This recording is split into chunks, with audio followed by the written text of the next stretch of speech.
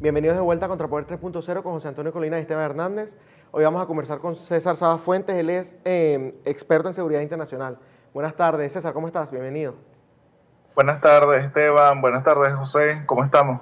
Buenas tardes, César. Bienvenido a Contrapoder 3.0 Muchas gracias. Por cuarta vez ya, conversando sobre Sí, temas importantes. Bueno, de hecho, les confieso, él nos iba a acompañar el viernes pasado, pero por problemas de internet no pudo estar. Entonces, bueno, decidimos igual tenerlo para hoy porque hay bastantes cosas pasando. Y quiero empezar del lado de este mundo, César, de este continente justamente. Hemos visto como en las últimas semanas han salido muchos videos de la FARC, armamento que decomisaron en Colombia procedentes justamente de Venezuela. Es decir, los nexos cada vez entre la guerrilla colombiana, que me acuerdo claramente que tú en una entrevista dijiste que era la que tenía mayor peso para Estados Unidos como una posible amenaza, ¿no? Más que, por ejemplo, el Hezbollah o la presencia de otros países en Venezuela. Entonces, bueno, con todos esos indicios, que ya no son indicios, sino confirmaciones de lo que ya sabíamos de los nexos de la guerrilla con Venezuela, ¿cuál tú crees que va a ser la respuesta de la comunidad internacional, especialmente de Colombia y de Estados Unidos? Bueno, debería ser contundente, pero también todo depende. Hoy en día Colombia está sumergida en su propia cuarentena y también con los problemas del COVID. Si Iván Duque tuviese una posición más firme y defendiera mejor el interés nacional de Colombia, debería estar pensando en que en Venezuela no hay ninguna salida que no sea militar. Y cuando hablo de militar no es un golpe de Estado, estoy hablando de una salida a través de las armas. Este tipo de alianzas entre el ELN y las FARC, lo que llaman la disidencia de las FARC, que para mí es la mayor parte, una alianza natural, teniendo en cuenta que Venezuela está justo al lado y tienen de aliados a un régimen que es de su misma naturaleza.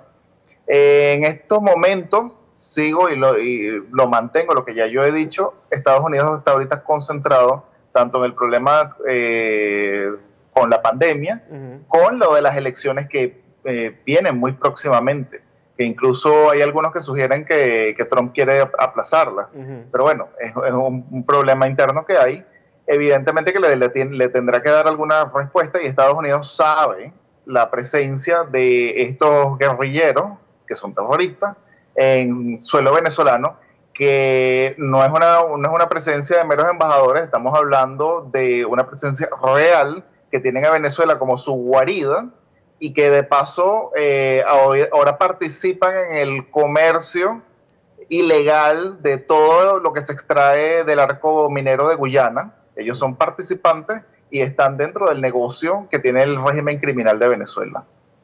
Ahora, César, ¿por qué crees tú que Iván Duque, ¿no? Sabiendo que la guerrilla está en Venezuela, sabiendo los nexos de Maduro con la guerrilla, sabiendo inclusive que Maduro, a pesar de lo mal que está, le infiltra dentro del territorio colombiano elementos de la Dirección de Contingencia Militar, de la Policía Política, busca información, sigue, hace movimientos? ¿Por qué a pesar de todo eso, y sabiendo que mientras Maduro sigue teniendo esta alianza con los grupos guerrilleros y apoyándose no solo con armamento, con dinero, sino con territorio, la paz en Colombia nunca va a ser posible? ¿Por qué, sabiendo todo eso, ni siquiera ha tocado el tema para hablar con sus aliados de la región o ha hablado con los Estados Unidos, a pesar de que tienen el problema electoral o que van por un proceso electoral? ¿Por qué crees tú que Iván Duque no ha explorado más en el camino del uso de la fuerza y se ha enfrascado simplemente a las sanciones, no, ni siquiera a las sanciones, a lo diplomático? Porque no es un estadista. Lamento lo que voy a decir, pero Iván Duque es el niño bueno del colegio. Aquel que se porta bien y sigue las recomendaciones de la maestra. Y es un político que pues le va a tener mucho miedo a lo que diga la opinión pública internamente en Colombia, que también hay un problema de penetración de la izquierda y de los progresistas dentro de la prensa, círculos académicos, que generan opinión. Y digamos que, bueno, gente como Iván Duque cree que puede ganar la batalla comunicacional cediendo ante muchas cosas. Pero a largo plazo para Colombia, eso no es el interés nacional de Colombia. Un verdadero estadista piensa no en las próximas elecciones, sino en las próximas generaciones. E Iván Duque está pensando en las próximas elecciones. Ahora bien, este mismo escenario que te he planteado con respecto a Colombia, que quizás es menos grave con respecto a Brasil, pero también es grave, ¿Tú crees que a Jair Bolsonaro, bueno, ese también está enredado con el COVID-19 y problemas que tiene dentro del país, pero tú crees que eventualmente un tema como este pudiera llamar la atención, pudiera captar su atención y él buscar aliados en la región, o también lo va a pasar por alto como lo ha hecho Iván Duque? No, bueno, es que es muchísimo menos, porque nada más, o sea, Venezuela tiene frontera con Brasil, pero llegar de Venezuela a Brasil toma muchísimo tiempo. Entonces el verdadero problema que tiene es Colombia, porque de paso son guerrilleros colombianos, y Colombia está al lado. Venezuela y Colombia prácticamente pudieran ser el mismo país. Con Brasil está muchísimo más lejos. Claro que le interesa a Jair Bolsonaro, y a nadie le interesa tener un narcoestado vecino y desestabilizando toda la región, y mucho menos como justo en su frontera, porque el arco minero está prácticamente en su frontera, tener una cofradía de delincuentes. Pero también todo va a depender de cómo se desenvuelva la situación interna en Brasil y qué es lo que hagan los otros aliados, Colombia y Estados Unidos, porque evidentemente que Jair Bolsonaro no puede llegar a ser más procolombiano que el propio Duque. Claro. Entonces, si el presidente de Colombia está teniendo una postura bastante débil, pues Brasil no puede ser mucho más fuerte. Tenderá a aislarse o reforzar el control en la frontera, que lo puede tener fácil, e invertir en las Fuerzas Armadas brasileñas, que eso es algo que pues lamentablemente hay que tomar en cuenta, que no están en el mejor estado. Entonces, tiene que haber un proceso de inversión, y es por eso que los países, en parte los países de América Latina, han sido tan cuidadosos con el tema de Venezuela, porque sus Fuerzas Armadas no están en el mejor estado. Fíjate algo, César. También me acuerdo que en una oportunidad dijiste que, ya cambiando un poco, ahora nos vamos al otro lado del mundo, ¿no? Que si estallaba una tercera guerra mundial, lo iba a hacer justamente en el Extremo Oriente, ¿no? Allá hay conflictos entre la India, entre China, Taiwán está metido, todo lo que está pasando con Hong Kong. Es decir, la situación está bastante tensa, ¿no? Y por otra parte, bueno, tienes a Estados Unidos de este lado, sí, con el tema de la pandemia y todo eso. Pero entonces, ¿tú crees que, por ejemplo, Estados Unidos, con todo ese tema, y que estás diciendo que en Venezuela, que lo tiene ahí mismo, no se metería en aquel conflicto en el otro extremo, en el otro lado del mundo? ¿Tú crees que Estados Unidos también se mantuviese, digamos, neutral por los momentos? ¿O tú sí crees que allá tienen más intereses porque se trata de algo mucho más grande y más importante? Lo que pasa es que allá es donde se está dando el gran juego. Por ejemplo, lo que se conoce como el mar de la China Meridional, sí, que no es que es un mar chino, es un nombre que se le dio geográficamente, se lo dieron los occidentales, en la cual tienen aguas territoriales los vietnamitas, Brunei, Malasia, Filipinas. Pues prácticamente la totalidad de ese mar lo está reclamando China, y está construyendo, tiene ya islas militares que se construyeron durante la administración Obama. Obama lo permitió, después le pidió a los chinos que por favor no lo siguieran construyendo. Los chinos le prometieron que no iban a seguir construyendo. Sin embargo, lo que no le prometieron es que no iban a militarizar las islas ya construidas, es decir, engañaron a Obama. Y hoy en día están próximos a tener una zona de identificación aérea, por la cual podrían prácticamente reclamar la soberanía. ¿Cuál es el detalle de todo esto? No solamente la cantidad de hidrocarburos que hay abajo, sino que todo el 30% del comercio mundial pasa por este mar. Para ponernos una idea, Japón necesita que cada 6 horas un buque petrolero o gasífero pase por este mar para tener su economía a flote. Y los chinos lo saben muy bien, y por eso es que están colonizando estas islas. Estados Unidos no puede permitir para nada que China se salga con la suya, porque ya Estados Unidos entró en una guerra fría con China que va inevitablemente a empeorarse día tras día, año tras año. Estados Unidos ya lo sabe, y los chinos también lo saben. Entonces no le pueden entregar esta zona tan álgida. Ahora, Venezuela hay algo que puede jugar, y creo que la oposición no lo ha visto. A pesar de que estamos en el otro lado del mundo, Venezuela es un país altamente endeudado con los chinos. Y la economía china tampoco es que está pasando por su mejor momento, porque la economía china está súper endeudada. Sí. ¿Cómo se endeudó? Prestándole a otros países sumamente pobres, mucho más allá de sus capacidades. Venezuela no es el único país que está sumamente endeudado con los chinos. Tenemos a Sri Lanka, a Media África, etc. Si hubiese alguien en la oposición viendo que ya hay una guerra fría entre Estados Unidos y China, si hubiese alguien en la oposición que le ofreciera a Estados Unidos que en un cambio de régimen va a haber una Venezuela anti-China y que va a querer renegociar la deuda, quizás eso sí le pudiera convenir bastante a Estados Unidos y pudiéramos atraer otra vez la atención a Estados Unidos, porque recordemos que hubo una gran oportunidad que fue la del 2019.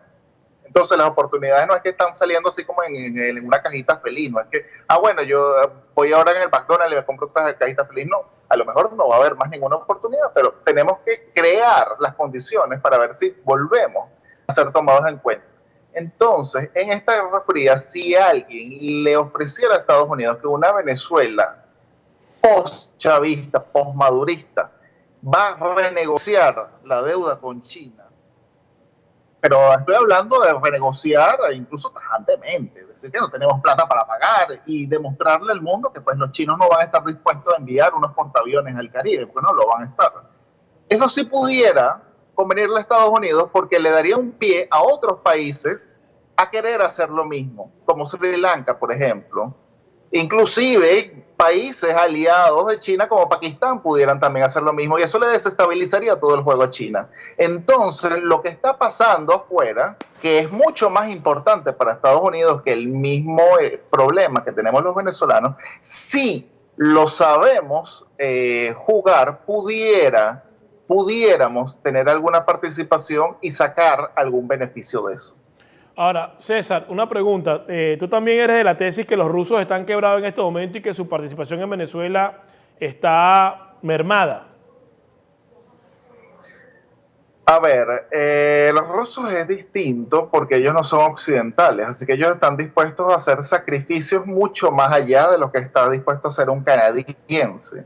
Los occidentales creímos que los rusos se iban a ir de Ucrania por unas sanciones económicas y no se fueron de Crimea, se quedaron en Crimea y tienen a 2 ciudades del este de Ucrania.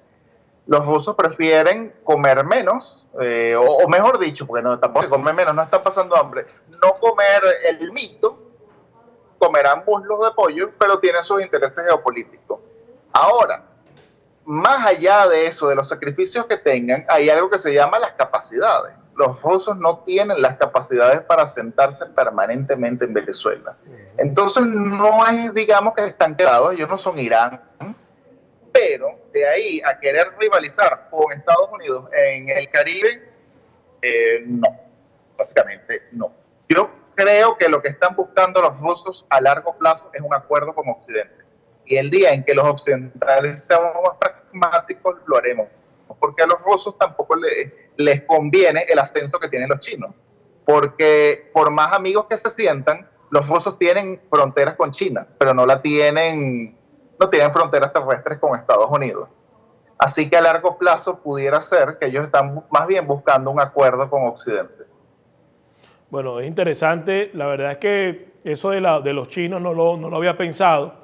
Y bueno, obviamente tendría que venir el planteamiento de alguien que tenga la legitimidad y el poder, porque yo puedo mandar una carta, lo puedo hacer Esteban, lo puedes hacer tú inclusivamente, pero obviamente si no lo hace alguien que tenga peso en el poder político en el país, a lo mejor los Estados Unidos pues no lo va a tomar en serio, pero creo que es una buena jugada y el lobby debe ir orientado hacia allá.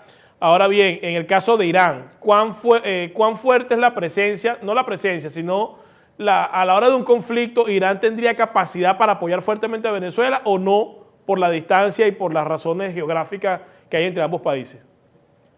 Mira, yo acabo de ver por WhatsApp el video de la apertura de un automercado iraní en Venezuela.